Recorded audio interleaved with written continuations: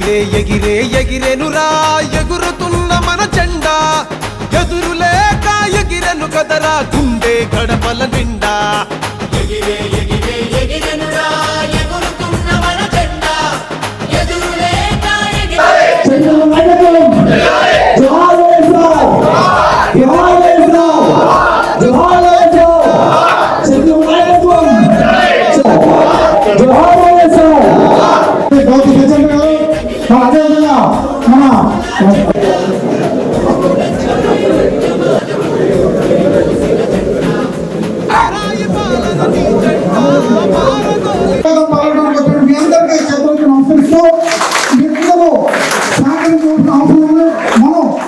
మొట్టమొదటిగా మేడం గారు కార్యకర్తలందరికీ నాయకులకి దశ దిశ నిర్దేశం చేయడానికి చేశారు.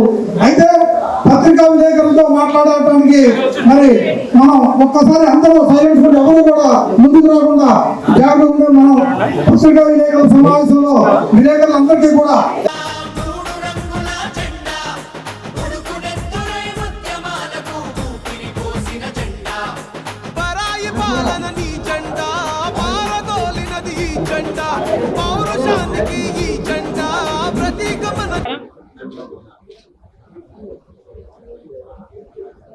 ఈరోజు ఏలూరు జిల్లాలో కాంగ్రెస్ పార్టీ బలోపేతం కోసం కాంగ్రెస్ పార్టీ నాయకులు కార్యకర్తలు అందరూ కలిసి విస్తృత స్థాయి సమావేశం ఏర్పాటు చేసుకోవడం జరిగింది. ఈ సమావేశానికి ముఖ్య ఉద్దేశం కాంగ్రెస్ పార్టీ బలోపేతం. కాంగ్రెస్ పార్టీ మునుముందు ఏ కార్యాచరణతో ఏ ఇష్యూస్ మీద పోరాటం చేయాల్సి ఉంది, ఇక్కడ ఉన్న నాయకులు కార్యకర్తలు వాళ్ళందరి అభిప్రాయాలను సూచనలను తీసుకొని వాళ్ళకి ఏదైనా ఇబ్బందులు ఉంటే కనుక్కొని దాని ప్రకారం ఈ జిల్లాలో కాంగ్రెస్ పార్టీని బలోపేతం చేయటానికి ఏం చేయాలి, ఎలా ముందుకు వెళ్ళాలి అన్న విషయం మీద చర్చించడానికే ఈరోజు కాంగ్రెస్ పార్టీ అధ్యక్షురాలిగా నేను ఇక్కడికి రావడం జరిగింది. కాంగ్రెస్ పార్టీ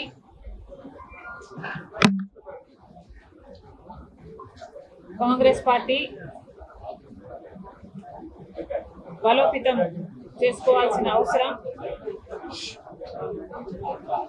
ఈరోజు రాజకీయాల పరిస్థితులు చూస్తే కాంగ్రెస్ పార్టీని బలోపేతం చేసుకునే అవసరం మనందరికీ ఉంది. మరి ముఖ్యంగా ఆంధ్ర రాష్ట్రానికి ఉంది. ఎందుకంటే గత 11 సంవత్సరాలుగా బీజేపీ అధికారంలో ఉంది.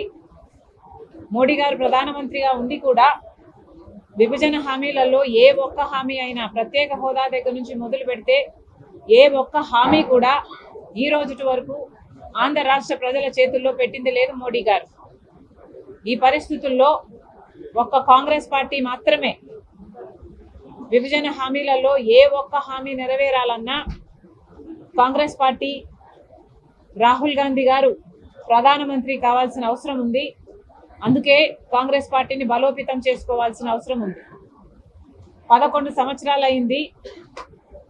విభజన హామీలలో ఏ ఒక్కటి అంటే కనీసం ప్రత్యేక హోదా అయినా లేక పోలవరం అయినా రాజధాని అయినా కనీసం ఉన్న విశాఖ స్టీలు ప్రైవేటైజ్ కాకుండా ఆపుతాము అనన్న ఒక్క మాట కూడా ఇంతవరకు మోడీ గారు చెప్పలేదు. ఈ రోజు వరకు కూడా మోడీ గారు ప్రధానమంత్రిగా ఉన్నారు అంటే ఈరోజు ఆంధ్ర రాష్ట్ర ప్రజలు ఓట్లు వేస్తే ఆ బలం చంద్రబాబు గారు తీసుకెళ్లి మోడీ గారికి ఇస్తే ఈరోజు మోడీ గారు ప్రధానమంత్రి కుర్చీలో కూర్చుని ఉన్నారు, వెళ్ళిపోయారు. యోగా మీద ఉన్న శ్రద్ధ ఆంధ్ర రాష్ట్ర ప్రజల మీద లేకపోయింది మోడీ గారికి. ప్రత్యేక హోదా ఇస్తామని చెప్పలేదు. కనీసం పోలవరం ప్రాజెక్టు 45 మీటర్ల నీటి నిల్వతో మేము కడతాము, పూర్తి చేస్తాము, పూర్తి బాధ్యత మాది అని చెప్పలేదు. పార్లమెంటులో సైతం 41 మీటర్లకే పోలవరం ప్రాజెక్టు కట్టాలి అన్నట్టు నిధులు మంజూరు చేస్తున్నారు. ఫైనాన్స్ మినిస్టర్ ఈ మాట పార్లమెంట్ లో చెప్పినప్పటికీ కూడా మాకు 41 మీటర్లు అయితే ఇది గ్రావిటీ ప్రాజెక్ట్ కాదు, ఇది లిఫ్ట్ ఇరిగేషన్ ప్రాజెక్ట్ అవుతుంది, మాకు పోలవరం 45 మీటర్స్ లోనే నీటి నిల్వలో కావాలి అని ఒక్కడంటే ఒక్క పార్లమెంటేరియన్ కూడా నోరు విప్పి మాట్లాడలేదు. వైసీపీ ఎంపీలు ఉన్నారు, టీడీపీ ఎంపీలు ఉన్నారు, జనసేన ఎంపీలు ఉన్నారు, బీజేపీ ఎంపీలు ఉన్నారు. ఆంధ్ర రాష్ట్రానికి చెందిన ఇంతమంది ఎంపీలు లోక్సభలో రాజ్యసభలో ఒక్కడంటే ఒక్కడు కూడా నోరు విప్పి మాకు Polavaram project gravity based project గా యథావిధిగా 45 మీటర్ల నీటి నిల్వతోనే కట్టాలి అని ఒక్క మగాడు మాట్లాడలేదు. ఒక్కడికి దమ్ము లేకపోయింది. ఈ రోజు వరకు కూడా పోలవరం ప్రాజెక్టు నిజంగానే ఒక బ్యారేజ్ గా మిగిల్చే ప్రయత్నం చేస్తున్నారు. కేవలం 83,000 కుటుంబాలకి R&R మిగిల్చుకోవడానికే ఈ కుట్రలు జరుగుతున్నాయి. పోలవరం ప్రాజెక్టు ఎలాగో మోసం చేస్తున్నారు. రాజధానికైనా ఏమైనా చేస్తున్నారా అంటే రాజధాని కట్టాలి, పూర్తి బాధ్యత కేంద్రానిది అని చెప్పి మనకు విభజన హామీ అయితే న్యూఢిల్లీని తలపించే రాజధాని కడతామని చెప్తే ఈరోజు కనీసం రాజధానికి నిధులు ఇవ్వకుండా అప్పులు ఇస్తున్నారు. ఎవరు అడిగారు వీళ్ళని అప్పులు? ఈ అప్పులన్నీ మన మీద, మన బిడ్డల మీద భారం పడుతుంది తెలిసి కూడా చంద్రబాబు గారు ఏమీ మాట్లాడటం లేదు. ఇక విశాఖ ప్రైవేటైజేషన్ అయితే ఈ రోజు వరకు కూడా వాళ్ళ మెడ మీద కత్తి పెట్టినట్టుగా వాళ్ళు బతుకుతున్నారు. గత నెలలో కూడా 5,000 మంది ఉద్యోగాలను పీకేశారు. ఒక్కరంటే ఒక్కరు కూడా పట్టించుకోవటం లేదు మన రాష్ట్రంలో. ఉన్న నాయకులంతా ప్రతిపక్షమైన అధికార పక్షమైన వైసీపీ జగన్మోహన్ రెడ్డి గారైనా, తెలుగుదేశం చంద్రబాబు గారైనా, జనసేన అయినా వీళ్ళందరూ కూడా అందరూ మోడీకి తొత్తుల్లా మారారు. అందరూ మోడీతో పొత్తులు పెట్టుకున్న వాళ్ళే. జగన్మోహన్ రెడ్డి గారేమో అక్రమ పొత్తు పెట్టుకున్నారు, ఇక చంద్రబాబు గారైతే కూటమే కట్టేశారు. మరి ఇలాంటి పరిస్థితుల్లో ఆంధ్ర రాష్ట్రానికి మేలు ఎలా జరుగుతుంది? అందుకే ఈరోజు కాంగ్రెస్ పార్టీ బలపడాల్సిన అవసరం ఉంది. కాంగ్రెస్ పార్టీ బలపడాలి, కాంగ్రెస్ పార్టీ అధికారంలోకి రావాలి. రాహుల్ గాంధీ ప్రధానమంత్రి అయితేనే ఆంధ్ర రాష్ట్ర ప్రజలకు మేలు జరుగుతుంది. విభజన హామీలలో అన్ని హామీలు నెరవేరుతాయి. ఈరోజు మోడీ గారు నిన్న ఎమర్జెన్సీ గురించి ఎంత నిస్సిగ్గుగా ఇందిరాగాంధీ గారి గురించి ఎమర్జెన్సీ గురించి మాట్లాడుతున్నారే మోడీ గారు. మరి మోడీ గారు సమాధానం చెప్పాలి. ఎమర్జెన్సీకి మించిన ఎమర్జెన్సీ మోడీ గారి పాలనలో చూస్తున్నాం. గత 11 సంవత్సరాలుగా అన్డిక్లేర్డ్ ఎమర్జెన్సీయే చూస్తున్నాం మన దేశంలో. మోడీ గారి వల్ల ఒక గోద్రా అయినా, ఒక మణిపూర్ అయినా ఈ ఘటనలన్నీ జరిగాయి, ఈ హత్యలన్నీ జరిగాయి అంటే ఎవరు కారణం? అది కాదా ఎమర్జెన్సీ? దాని ఎమర్జెన్సీ అనరా? కనీసం ఈ రోజు వరకైనా మోడీ గారు మణిపూర్కి వెళ్ళారా? అక్కడ వాళ్ళని పరామర్శించారా? బీజేపీ ఒక రైటిస్ట్ పార్టీ. మతం పేరుతో చిచ్చు పెట్టాలి, ఆ మంటలో వీళ్ళు చలి కాచుకోవాలి. ఇదే బీజేపీకి తెలిసిన రాజకీయం. మరి అది కాదా ఎమర్జెన్సీ? మోడీ గారు సమాధానం చెప్పాలి. మీరు చేసిన అరాచకాలకి, మీరు చేసిన ఎన్ని హత్యలు, గోద్రా అయితేనేమి, మణిపూర్ అయితేనేమి, ఇలా ఎన్ని చోట్ల మతం పేరు మీద మీరు చేసిన హత్యలు, ఇది కాదా ఎమర్జెన్సీ? అన్ని ఇన్స్టిట్యూషన్స్ ని మీ గుప్పెట్లో పెట్టుకున్నారే. ఈడీ అయినా, ఐటీ అయినా, సిబిఐ అయినా, ఆఖరికి ఎలక్షన్ కమిషన్ కూడా మీ గుప్పెట్లోనే పెట్టుకున్నారే. ఇది కాదా ఎమర్జెన్సీ? మోడీ గారు సమాధానం చెప్పాలి. అదాని, అంబానీ లాంటి వాళ్లకు పోర్టు రాసి చేస్తున్నారు, విమానాశ్రయాలు రాసి చేస్తున్నారు, గనులు రాసి చేస్తున్నారు. మరి ఇది కాదా ఎకనామిక్ ఎమర్జెన్సీ?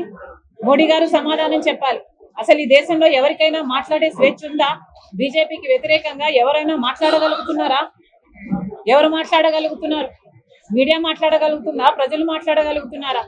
ఆఖరికి పెద్ద పెద్ద పార్టీలు, జగన్మోహన్ రెడ్డి గారి వైసీపీ అయినా, బీఆర్ఎస్ పార్టీ అయినా, వీళ్లకు కూడా మోడీకి వ్యతిరేకంగా మాట్లాడే దమ్ము లేదు. ఎక్కడ మాట్లాడితే కేసులు వేస్తారు, మమ్మల్ని లోపలేస్తారు అని బిక్కుమని ఇలాంటి పెద్ద పెద్ద పార్టీలే బతుకుతుంటే ఇక సామాన్య ప్రజల కథ ఏమిటి? మరి ఇది కాదా ఎమర్జెన్సీ? మోడీ గారు సమాధానం చెప్పాలి. ఓకే, థ్యాంక్ యూ అమ్మా.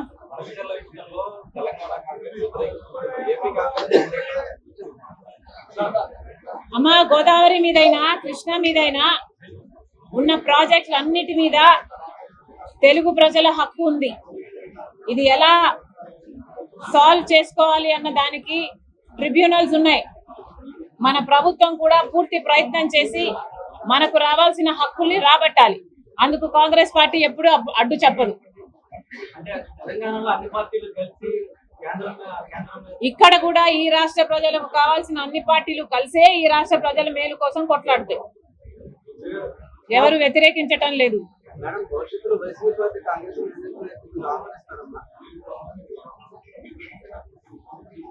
కాంగ్రెస్ పార్టీ చాలా పెద్ద సముద్రం. ఈ చిన్న చిన్న పార్టీలు అన్ని ఉన్నాయే, ఇవన్నీ ఏదో ఒక రోజు కాంగ్రెస్ పార్టీలో కలవాల్సిందే. Why not?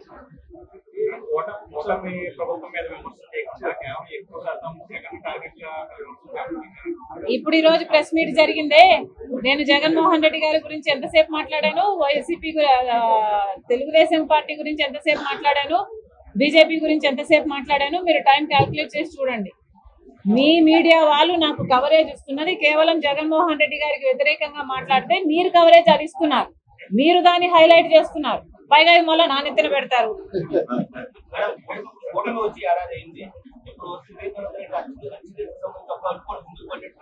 దేని గురించి అమ్మా?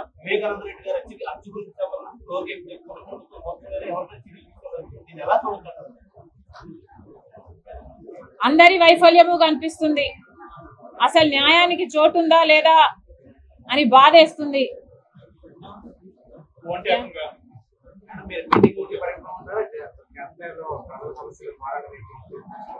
మేం చేస్తున్నా, మీరు కవరేజ్ చేయట్లేదు. మేము చేద్దామని ఎంత ప్రయత్నించినా మమ్మల్ని ఏమో హౌస్ అరెస్ట్ చేస్తారు, లేక విశాఖ స్టీల్ మీద ఆమరణ దీక్ష కూర్చుంటే నన్ను లిఫ్ట్ చేస్తారు. ఆంక్షలన్నీ మాకే పెడుతున్నారు. పోలీస్ డిపార్ట్మెంట్ సమాధానం చెప్పాలి. వైసీపీ వాళ్ళకు ఎందుకు ఆంక్షలు లేవు? వాళ్ళు బల ప్రదర్శన యాత్రలు ఎన్నైనా చేసుకోవచ్చు, ఎంతమందినైనా టైర్ల కింద వేసి చంపేసుకుంటూ పోవచ్చు. వాళ్ళకేమో ఆంక్షలు ఉండవు. కాంగ్రెస్ పార్టీకి మాత్రం నిరాహార దీక్ష చేసినా మీరు లిఫ్ట్ చేస్తారు. మేము ఏదైనా పోరాటాలు చేయాలంటే ఇంక మమ్మల్ని ఇంట్లోనే హౌస్ అరెస్ట్ చేస్తారు. ఇది ఎక్కడి న్యాయం అని అడుగుతున్నాం. కూటమి సర్కార్ సమాధానం చెప్పాలి.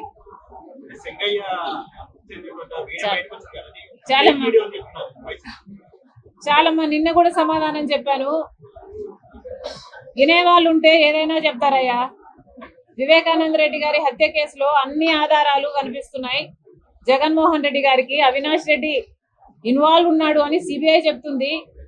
అవినాష్ రెడ్డి గూగుల్ మ్యాప్స్ అయితేనేమి, వాళ్ళ ఫోన్ కాన్వర్సేషన్స్ అయితేనేమి, అవినాష్ రెడ్డికి హంతకులకి డైరెక్ట్ కాంటాక్ట్ ఉంది అని చెప్తున్నారు. అయినా కూడా అవినాష్ చేయలేదు, సునీతే హత్య చేసింది వాళ్ళ నాన్న అని చెప్పుకునే వాళ్ళకి ఇంకా ఎన్ని కేసులలో ఎన్ని ఫేక్ అంటారు వాళ్ళు ఫేక్. వినేవాళ్ళు ఉంటే చెప్పేవాళ్ళు ఎన్నైనా చెప్తారు. సర్ది చేసుకోవడానికే నేను ఇక్కడికి వచ్చాను. కాంగ్రెస్ పార్టీ అంతా ఒక పెద్ద కుటుంబం.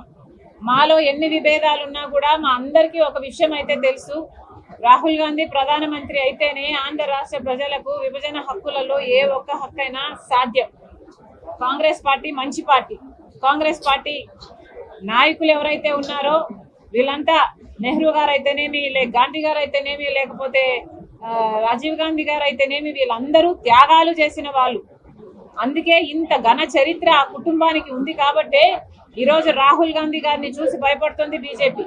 ఎలాగైనా సరే నెహ్రూను చెడ్డ చేయాలా, గాంధీని చెడ్డ చేయాలా, ఇందిరాగాంధీని చెడ్డ చేయాలా, ఆమె కొడుకుల్ని చెడ్డ చేయాలా, ఇంతమందిని చెడ్డ చేస్తే తప్ప రాహుల్ గాంధీ గారిని అణిచేయలేరు అన్నది వాళ్ళ భావన. కానీ ఒకటైతే అర్థం చేసుకోవాలి, మీరు ఎన్ని కుట్రలు చేసినా కూడా రాహుల్ గాంధీ గారు వచ్చే ఎన్నికల్లో ప్రధానమంత్రి అవుతున్నారు. జై కాంగ్రెస్! జై కాంగ్రెస్!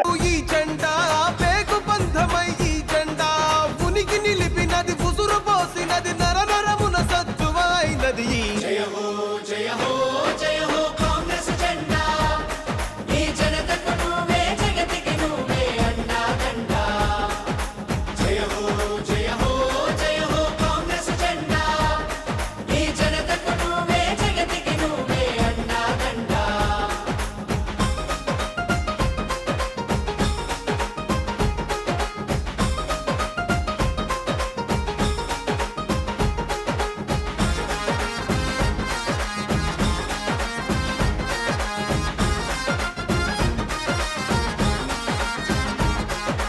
గాంధీ నెహ్రూ నేతలనే నడిపించినది ఈ జెండా.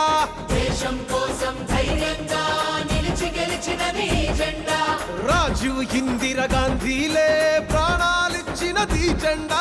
రాజీ పడక పోరులు నడిపే సోనియా రాహుల్ నీ జెండా. దారి చూపునది ఈ జెండా, దరికి చేర్చున్నది ఈ జెండా. జనత యువతకు బలమే ఈ జెండా, యువతకు గళమే ఈ జెండా. ఉనికే నిలిపి ఉసురే పోసి నర నరమున సత్తువైనది. జయ హో జయ హో జయ హో కాంగ్రెస్ జెండా, ఈ జనతకు నువ్వే జగతికి నువ్వే అండాదండా. జయ హో జయ హో జయ హో కాంగ్రెస్ జెండా, ఈ జనతకు నువ్వే జగతికి నువ్వే అండాదండా. కాంగ్రెస్ ని తప్పించడానికి చేసిన ప్రచారాలు తదుపరి ప్రభుత్వాలు చేసింది ఏంటంటే విడగొట్టే దేశాన్ని ఒకరి కింద ఎలా విడగొట్టారు? రకరకాల కులాలు మతాలు వీటి ద్వారా కాంగ్రెస్ ఏమి చేయలేదు. మీరు ఏంటంటే మీకు అందరికీ మేము చేసేవాళ్ళం తీసుకొని మనం నిర్మించాలి. ఎంతవరకు కరెక్ట్ మీరు అందరూ ఆలోచించాలి, ప్రజలకు తెలియజెప్పాలి. గాంధీ గారు లేకపోతే మన వాళ్ళు ఏంటంటే తెల్లారు వేస్తే వాళ్ళు ట్రైనింగ్ ఇండైరెక్ట్ గా ఇది ఒక ఎరహింసత్వం, ప్రజలు గ్రహించడం లేదు. ఇది వాళ్ళు మధ్యతరగతి వాళ్ళు కానీ తెల్లారు వేస్తే డబ్బు లేనిది మనకు ఉద్దేశంతో వ్యాపారం చేసే వాళ్ళకి తెలుసు. జిఎస్టీలో ఎంత గొప్పమైన అని చెప్పి జిఎస్టీని పెట్టి తెల్లారు వేస్తే కానీ ఆ ఎలక్షన్ లో మనం నెగ్గలేదు. కానీ గత 20 సంవత్సరాలుగా దంత సమస్యలతో పాటు దవడ మరియు ముఖ సంబంధ సమస్యలకు చక్కని చికిత్సలు అందిస్తున్న శ్రీ రామకృష్ణ దంత వైద్యశాల, నరసింహారావుపేట, ఏలూరు. ఎమర్జెన్సీస్ లో వాడే ఆక్సిజన్ కాన్సంట్రేటర్లతో పాటు air purify, UV light steriliser, ULV fogger వంటి పరికరాల ద్వారా పరిశుభ్రమైన వాతావరణంలో చికిత్స అందించబడుచున్నది. ఆర్వీజీ ద్వారా అతి తక్కువ రేడియేషన్ ఉపయోగించి దంత వ్యాధి నిర్ధారణ మరియు రూట్ కెనాల్ వైద్యం చేయబడుచున్నది. డెంటల్ లేజర్ ద్వారా కుట్లు లేకుండా సర్జరీలు, ఇంప్లాంట్స్ కిట్స్ ద్వారా పళ్ళు లేని వారికి ఫిక్స్డ్ దంతాలు, రూట్ కెనాల్ చికిత్సలకు ఎండో మోటార్ వంటి ఆధునిక పరికరాలు కలిగిన నమ్మకమైన డెంటల్ క్లినిక్. అత్యంత ప్రామాణికమైన ఆటోక్లావింగ్ పద్ధతిలో శుభ్రపరిచిన ఇన్స్ట్రుమెంట్స్ వాడడం మా ప్రత్యేకత. దంత సమస్యలకు చికిత్సతో పాటు విరిగిన దవడ మరియు ముఖ ఎముకలకు చికిత్స, ఎత్తు మరియు వంకర దవడలకు కాస్మెటిక్ సర్జరీ, యాక్సిలోఫేషియల్ వంటి చికిత్సలకు చిరునామా శ్రీ రామకృష్ణ దంత వైద్యశాల, వేములపల్లి రెసిడెన్సీ అపార్ట్మెంట్, నరసింహారావుపేట, ఏలూరు.